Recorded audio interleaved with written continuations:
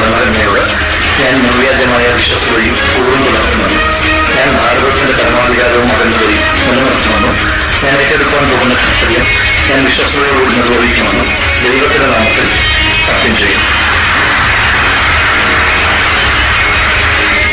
ഇങ്ങനെ കേരള നിയമസഭയിൽ രാഹുൽ മാങ്കൂട്ടത്തിൽ MLA ആയി ദൈവനാമത്തിൽ സത്യപ്രതിജ്ഞ ചെയ്തിട്ടുണ്ടെങ്കിൽ ഈ വരുന്ന സെപ്റ്റംബർ 15 അതേ നിയമസഭയിൽ പാലക്കാടിന്റെ MLA ആയി തന്നെ രാഹുൽ മാങ്കൂട്ടത്തിൽ ഉണ്ടായിരിക്കും എന്നുറപ്പ്.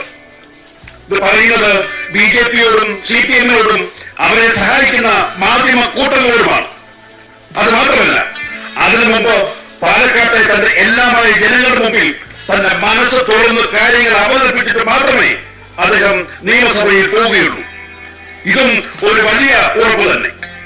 ഇന്ന് അതിന്റെ മുഴുവൻ സത്യങ്ങളും മറിഞ്ഞ